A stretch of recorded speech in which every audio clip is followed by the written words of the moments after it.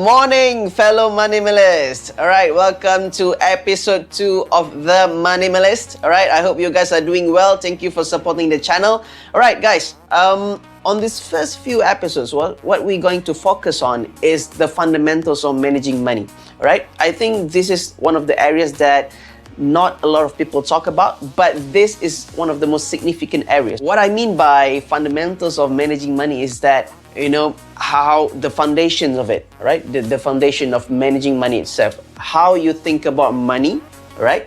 How do you think money affects you? And how do you think money affects other areas in your life? Because in managing money, there is an EQ portion of it and there's an IQ portion of it. Right? So the EQ is more on the fundamentals and the IQ is more on the technicals, right? So before we dive deep into the technicals of managing money, I want to take you on a journey on how we should think about money in the first place, right? And we're going to go step by step, the most important parts, okay? I try to be as minimalist as possible in managing money because, when we talk about money, there's a lot of intricacies, there's a lot of vehicles on how you can do it, all right? So I try to keep it as simple as possible. The first thing that a lot of people mistake about money is that it is a means to an end, right? Have you guys heard the sentence, the means to an end?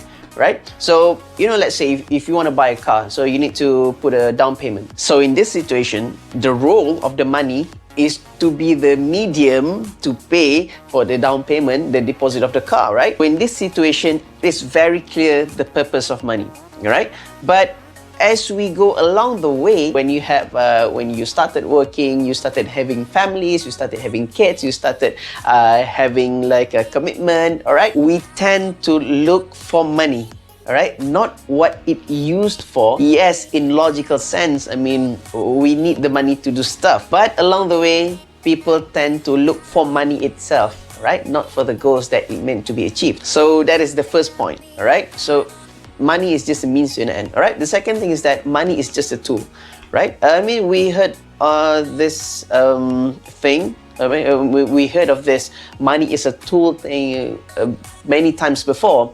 But how it actually applies to money is a tool is that money is supposed to be an intermediary. Let's say, for example, you want $1 million, 1 million ringgit inside your bank account. But for what, all right?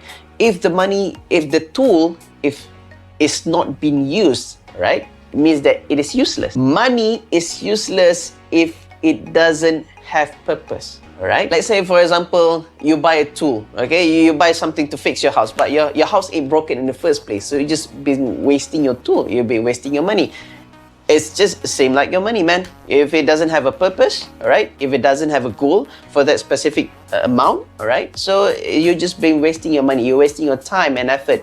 Because in managing money, you need time and effort, all right? To look for the money itself, to think about money, to think about managing money. But if it doesn't have a goal, it doesn't have a purpose, if the tool doesn't have a purpose to exist in your life, then you've just been wasting your money, you're wasting your time and energy to think about it in the first place. So those 2 points are the fundamental points of starting to think how we should think about money, all right? So because going forward, this is how we want to think about money, okay? You don't want to get emotionally attached to money because the more emotionally attached you to money, right, the more it will weigh you down. Okay guys, that's all for me from this week. I'm gonna see you guys next week in episode 3 where I'm gonna talk about one of the most important things you need to know, all right, when managing money. So I'll see you guys in the next episode. Take a good care of yourself. Have a great and positive week ahead. Bye.